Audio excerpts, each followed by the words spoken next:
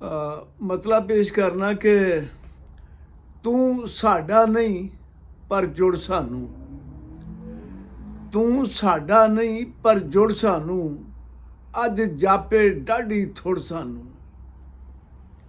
ਤੇ ਇਕੱਠ ਵਿੱਚ ਚੁਬਾਰੇ ਰਹਿੰਦੇ ਸਾਂ, ਇਕੱਠ ਵਿੱਚ ਚੁਬਾਰੇ ਰਹਿੰਦੇ ਸਾਂ, ਵੱਖ ਹੋਏ ਮਿਲੀ ਸੀ ਕੁੜ ਸਾਨੂੰ।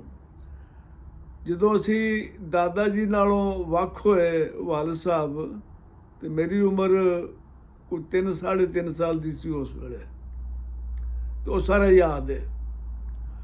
ਤੇ ਅਰਜ਼ ਕੀਤਾ ਕਿ ਕੀ ਸਦਰਾਂ ਨਾਲ ਬੁਰੀ ਹੋਈ, ਕੀ ਸਦਰਾਂ ਨਾਲ ਬੁਰੀ ਹੋਈ, ਕੀ ਕਰਦੀਆਂ ਨੇ ਬੁੜ ਬੁੜ ਸਾਨੂੰ। ਤੇ ਸ਼ੇਰੇ ਤੂੰ ਹੋਰ ਦੇ ਬੀਬਾ ਲੜ ਲੱਗਿਆ, ਤੂੰ ਹੋਰ ਦੇ ਬੀਬਾ ਲੜ ਲੱਗਿਆ, ਕਿਉਂ ਤੱਕ ਨਾ ਆਏ ਮੁੜ ਮੁੜ ਸਾਨੂੰ। ਤੇ ਅਸੀਂ ਹੌਸਲੇ ਨਾਲ ਆ ਮਰਨ ਵਾਲੇ, ਅਸੀਂ ਹੌਸਲੇ ਨਾਲ ਆ ਮਰਨ ਵਾਲੇ, ਉਹ ਦਿਓ ਜ਼ਹਿਰ ਨਾ ਬੋਲ ਕੇ ਗੁੜ ਸਾਨੂੰ।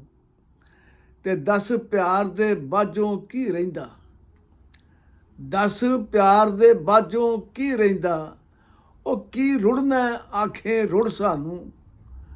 ਤੇ ਮਕਤਾ ਇਸ ਤਰ੍ਹਾਂ ਕਿ ਤੈਨੂੰ ਆਮਿਰ ਅੱਜ ਪੇ ਡਕਨੇ ਆ, ਤੈਨੂੰ ਆਮਿਰ ਅੱਜ ਪੇ ਡਕਨੇ ਆ, ਕੱਲ ਆਖੀ ਨਾ ਕੁਝ ਮੁੜ ਸਾਨੂੰ।